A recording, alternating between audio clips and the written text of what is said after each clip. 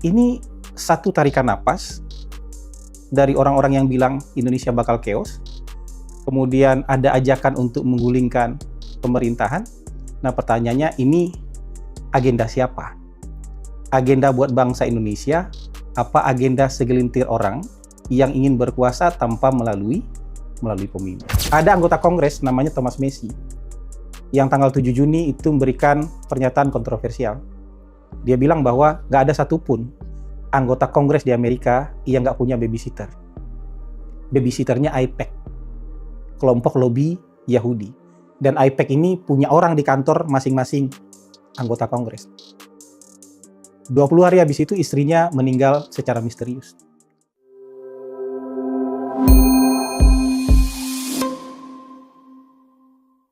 Pemirsa Mikrofon Hasan Nasbi, kita ketemu lagi. Sekarang tanggal 10 April tahun 2026. Nah, saya masih ingin membahas beberapa hal, beberapa isu yang sering diucapkan oleh orang yang mengatasnamakan sebagai akademisi atau aktivis atau para senior citizen, mantan pejabat, mantan politikus yang mengatakan bahwa Indonesia ini akan chaos di bulan Juli atau Agustus. Nah, sebenarnya pertanyaan saya, ini analisis atau harapan? Ya, ini bacaan Anda terhadap situasi yang berkembang, atau ini sebuah ramalan yang ingin Anda wujudkan? Ini pertanyaan besarnya. Karena ini sebenarnya isu ini satu tarikan napas dengan orang-orang yang mengaku pejuang demokrasi yang beberapa waktu lalu berkumpul. Kalau saya lihat fotonya ternyata cuma 19 orang. Nggak banyak juga, mungkin 20 sama tukang foto. Yang ingin menggulingkan pemerintah, ingin mengimpeach pemerintah, bahkan mengatakan bahwa Presiden tidak dalam keadaan fit untuk memimpin negara karena sudah demensia, katanya. Ini satu tarikan napas, orang-orangnya ini satu tarikan napas semua. Jadi ibarat apa ya?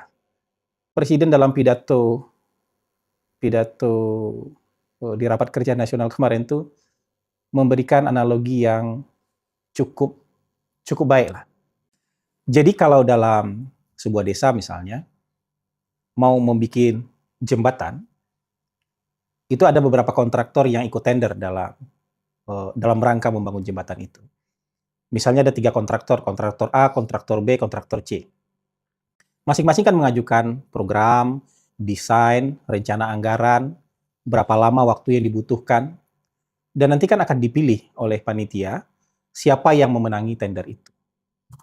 Dan yang menang tender itulah yang desainnya dipakai. Ya, yang gambar jembatannya dipakai, yang rincian anggaran jembatannya dipakai, yang cara kerja membangun jembatannya, cara dia yang dipakai. Sementara kontraktor lain ya belum beruntung, dia bisa ikut dalam tender membangun jembatan berikutnya. Tapi kalau misalnya ya orang lagi sibuk bangun jembatan, orang ada yang ngaduk semen, ada yang masang besi, ada yang meratakan tanah, ada yang ngangkut pasir, ya macam-macam yang dikerjakan orang. Tapi ada yang ngerecokin dari luar. Oh, nggak kayak gitu dong. Misalnya vendor yang kalah tender. Oh, nggak gitu bagusnya bangun jembatan. Bangun jembatan harusnya seperti gambar yang kami mau. Kalau gambar yang kayak gitu, rubuh nanti jembatannya. Dan ini kan bukan hal yang pas. Kalau Anda kalah tender, ya Anda lihat aja jembatannya dibangun. Nanti begitu tender berikutnya, Anda majukan lagi dengan gambar Anda. Anda jangan ngatur-ngatur pemenang tender untuk membangun sesuai dengan keinginan Anda. Bagaimana caranya? Dan jangan mengatasnamakan demokrasi juga. Wah, nggak demokratis nih mandornya. Pimpronya nggak demokratis nih. Karena apa? Usulan gambar kita nggak diakomodir. Rencana gambar yang kita mau nggak diakomodir. Kan walaupun atas nama demokrasi harusnya diakomodir juga. Walaupun dia yang menang tender, harusnya kan gambar kita juga diakomodir. Cara kerja kita harusnya dia diakomodir.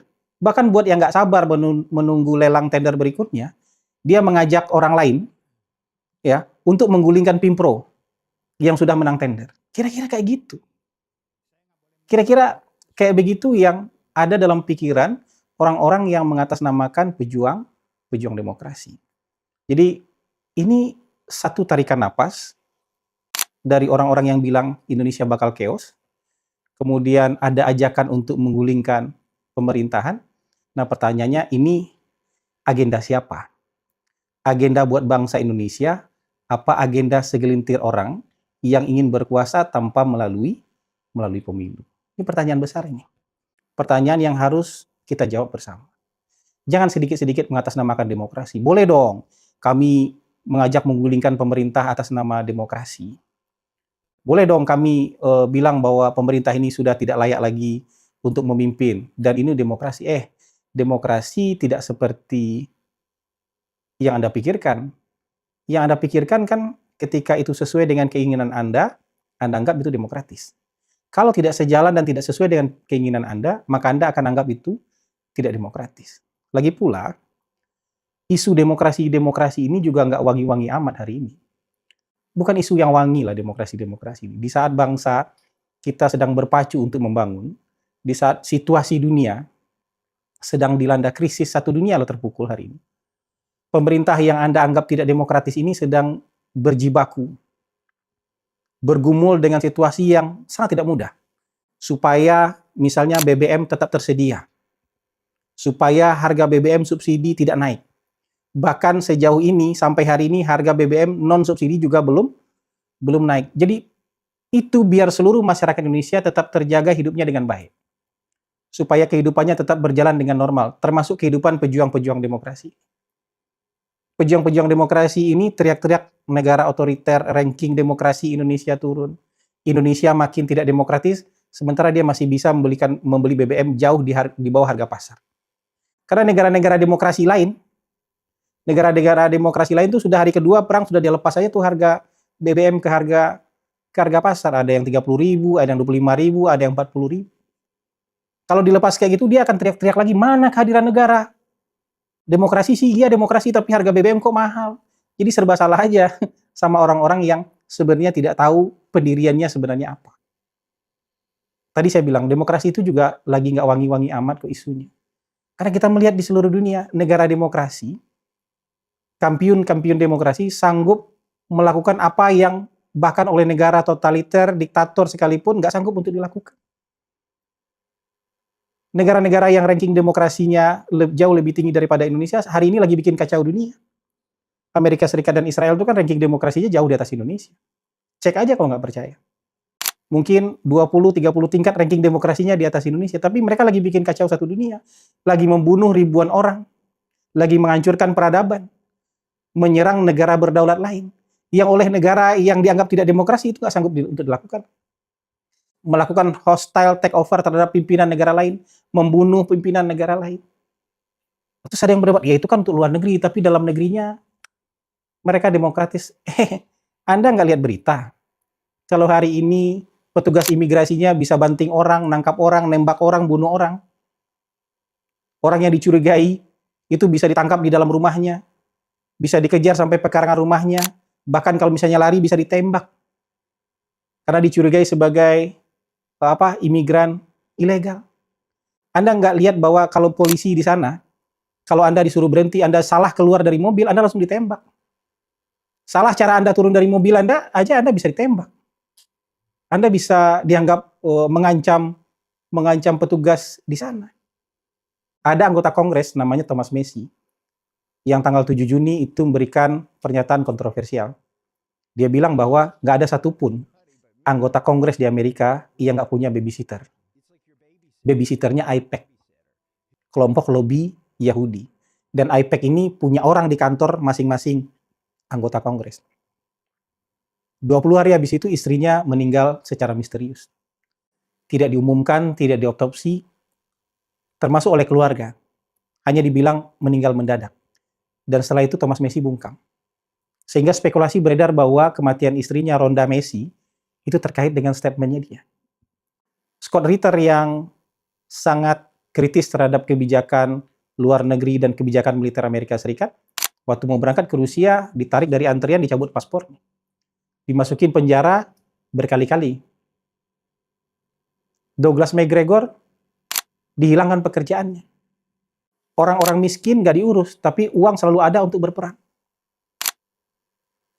Itu di dalam negeri mereka. Di Israel hari ini kalau ada demo anti perang, masuk penjara. Kalau ada orang yang memvideokan kerusakan, warga negara yang memvideokan kerusakan atau hasil serangan Iran terhadap Israel, memvideokan itu di media sosial, masuk penjara. Jadi orang-orang yang mengaku sebagai negara demokrasi, orang-orang yang mengaku sebagai pejuang demokrasi ini, lama-lama memang menjadi fundamentalis dan ekstremis juga. Jadi mereka the chosen one-nya, mereka orang-orang terpilihnya, dan orang lain itu salah. Orang lain yang tidak bersama mereka itu salah, sehingga mereka bisa berkata apa saja terhadap orang itu. Bahkan kalau mereka punya kekuasaan, mereka boleh melakukan apa saja terhadap orang-orang yang dituduh tidak demokratis. Ini juga yang menjangkiti perasaan dan pikiran orang-orang yang hari ini mengaku sebagai pejuang demokrasi. Pejuang-pejuang demokrasi kemarin itu, ya, yang sudah nggak tahu apakah sudah terlanjur ngomong atau terlalu bersemangat atau memang sengaja ngomong begitu, ketika ada teman-temannya dia yang mengkritik, ya, ucapan-ucapan untuk menggulingkan pemerintah, itu temannya yang bikin konten itu ditelepon, disuruh take down. Demokratis nggak tuh jadi orang? Jadi demokrasi itu kalau sesuai dengan isi perut mereka aja, kalau nggak sesuai dengan isi perut mereka, mereka juga akan bertindak jauh dari demokrasi. Nah, ini yang menurut saya hari ini, kita harus memaknai demokrasi itu dengan cara kita.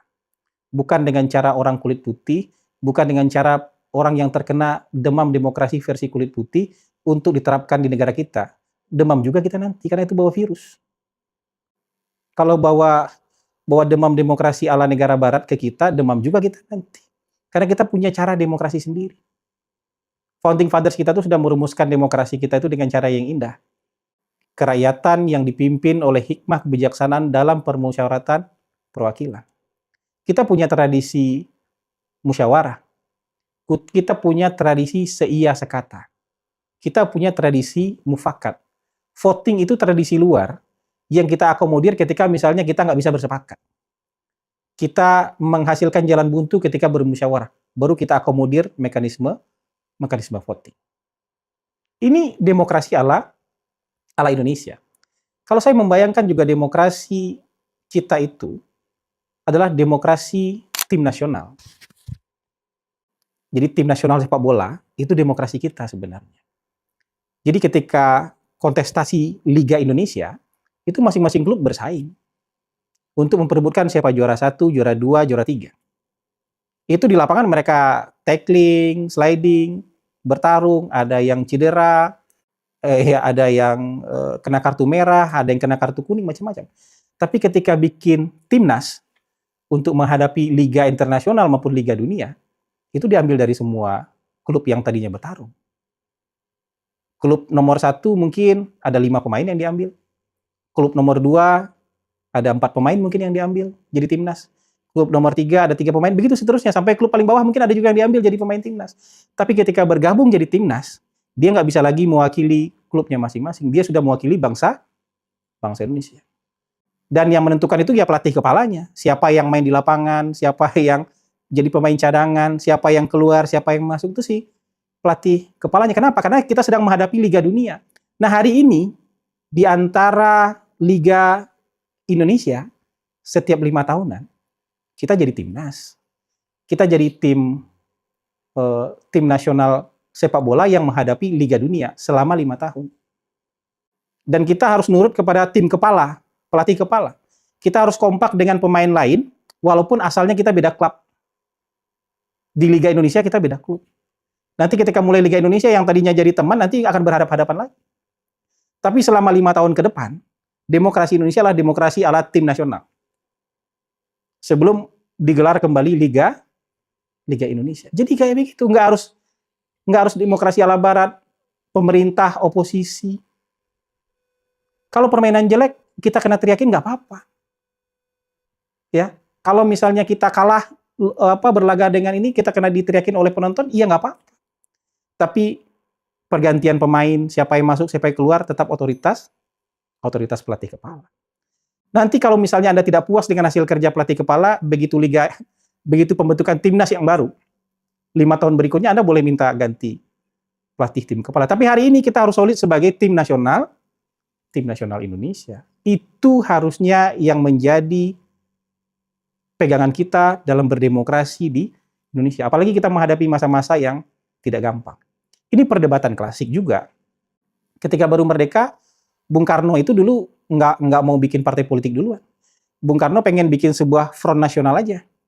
Bahkan PNI mau dijadikan sebuah front nasional aja oleh Bung Karno. Udahlah kita bergabung aja semuanya di front nasional PNI. Kita membangun bersama-sama karena kalau dibikin partai politik, nanti kita terpecah-pecah. Kita saling menjatuhkan. Itu pikirannya Bung Karno, Sayuti Melik, Iwa Kusuma Sumantri, itu pikiran mereka. Dan pikiran mereka benar, cuman waktu itu ada yang demam demokrasi kan. Bung Hatta, Syahrir, dan yang lain-lain itu lagi demam demokrasi parlementer ala barat. Karena perdebatan ini tidak kunjung menemui titik sepakat, tiba-tiba muncullah maklumat X dari wakil presiden tentang pendirian partai politik. Wah, langsung menjamur partai politik. Bung Karno langsung selesai jadi kepala pemerintahan. Muncullah Perdana Menteri. Perdana Menteri pertamanya namanya Syahrir. Tapi pemerintahan kita sampai tahun 59 tidak kunjung stabil. Gonta-ganti pemerintahan. Jadi begitu tidak puas, jatuhkan Perdana Menteri. Begitu tidak puas, jatuhkan Perdana Menteri. Mungkin 15-16 kali kita gonta-ganti kabinet. Selama 14 tahun, 16 kali kita gonta-ganti kabinet. Kita nggak kunjung membangun, tapi hanya sibuk dengan politik. Ini gambarannya, bahwa nggak semua yang datang dari Barat itu cocok untuk diaplikasikan di Indonesia. Malah kita jadi demam. Hari ini juga sama, pemahaman demokrasi ala Barat yang bisa ngomong seenak-enaknya, yang bisa ngomong sesuka-sukanya tanpa konsekuensi. Bahkan dengan seenaknya bisa bilang menggulingkan pemerintah, menjatuhkan pemerintah. Padahal pemerintah lagi nggak bikin salah termasuk buat dia. Pemerintah lagi bekerja keras untuk melindungi seluruh tumpah darah Indonesia, melindungi seluruh Indonesia supaya bisa hidup normal termasuk keluarga orang-orang ini. Salah satunya dengan menjamin ketersediaan BBM, menjaga harga BBM itu nggak gampang. Itu dia mau gulingkan. Dan apa yang terjadi setelah itu mereka nggak peduli. Yang penting buat mereka atas nama demokrasi. Atas nama demokrasi buat mereka Indonesia boleh belangsak, boleh miskin, boleh hancur. Selama itu demokratis. Jadi sudah tertukar antara tujuan dengan cara. Kita jangan menukar tujuan dengan cara. Tujuan nasional kita itu kan cuma 4. Dan sampai sekarang tujuan nasional kita tidak berubah. Melindungi segenap tumpah darah Indonesia. Menjaga kita tetap aman. Memajukan kesejahteraan umum. Artinya ekonomi kita harus baik. Yang kita harus sejahtera. Mencerdaskan kehidupan bangsa. Kita harus pintar-pintar. Makanya program terbesar pemerintah itu pasti di soal pendidikan sekarang. Dan menjaga perdamaian dunia. Demokrasi adalah cara yang kita pilih. Jangan kemudian menukar cara dengan tujuan. Mengutamakan cara tapi mengabaikan tujuan. Tujuannya yang harus kita raih. Caranya bisa bermacam-macam. Sama kayak tujuan kita kalau ke Bandung. Caranya bisa lewat puncak, bisa lewat naik kereta, bisa lewat jalan tol, bisa naik pesawat. Dan cara itu nggak ada yang salah, tergantung kebutuhan. Karena kita sudah memilih demokrasi, itu jalan. Jangan kemudian jalan yang lain jadi salah juga. Kalau kita mau lihat puncak, berbelok-belok, itu jalan demokrasi itu. Tapi sampai juga di Bandung, insya Allah bisa sampai. Tapi jangan salahkan kalau misalnya kita harus karena keadaan, karena waktu, karena tuntutan harus melewati naik bus, atau lewat jalan tol, atau naik pesawat. Jangan ditukar cara dengan tujuan. Yang penting itu tujuan kita sampai. Nah, buat orang-orang ini, dia mikirin tujuan nggak? Apalagi tadi itu, perjuangan-perjuangan atas nama demokrasi dikaitkan dengan harapan-harapan. Menurut saya sih harapan. Dan ramalan-ramalan yang ingin diwujudkan soal Juli Agustus chaos kita. Kan harusnya berbangsa dan bernegara. Kalau kita mau fulfilling prophecy, kita harus meramal yang baik-baik dan punya harapan yang baik-baik terhadap bangsa kita. Karena kata-kata itu doa. Kalau nggak doa jadi harapan, itu yang akan menuntun tingkah laku kita ke depan. Sesuatu yang sering kita ucapkan itu akan menuntun tingkah laku kita ke depan. Jadi kalau tiap sebentar Anda bilang chaos, bilang rusuh, bilang ada penggulingan, sebenarnya secara tidak sadar tingkah laku Anda akan menggiring Anda ke sana. Dan Anda sedang mencoba juga membawa orang lain untuk mengikuti langkah dan tingkah laku Anda. Jadi kira-kira itu. Harusnya kita nggak bicara chaos-chaos di saat seperti ini. Di saat dunia lagi nggak baik-baik aja, kita harus bertahan hidup sebagai sebuah bangsa, terus di dalam ada yang bilang chaos-chaos. Ada yang di dalam bilang menggulingkan, mengajak orang lain menggulingkan kekuasaan, menggulingkan pemerintah sebelum proses perebutan kekuasaan itu datang. Tunggulah 3 tahun lagi, sabar aja. Kalau Anda mengaku demokratis, Anda juga harus menempatkan kesabaran sebagai bagian penting dari diri Anda. Karena kalau di era yang tidak demokratis, ya kesabaran itu nggak perlu ada. Zaman kerajaan dulu nggak perlu ada kesabaran. Besok pangeran pengen berontak, berontak dia. Besok ada patih yang pengen menggulingkan raja, dia menggulingkan raja dia. Besok ada kepala kepala wilayah yang ingin menggulingkan raja dia. Tapi demokrasi salah satunya adalah menjamin ada pergantian kekuasaan dengan damai. Menjamin adanya pergantian kekuasaan yang sudah ditetapkan waktunya. Dan nggak ada orang yang bisa berkuasa selamanya. Memahami ini aja masih gagap-gagap. Memahami soal sesederhana ini masih nggak mampu, tapi kemudian mengaku sebagai pejuang demokrasi. Ya coba silakan pikirkan. Nanti kita bahas lagi lebih dalam soal ini. Silakan renungkan, mau jadi bangsa ini jadi baik, atau bangsa ini hanya mengikuti keinginan segelintir orang yang mengataskan demokrasi, tapi tidak paham apa itu esensi demokrasi. Sampai jumpa.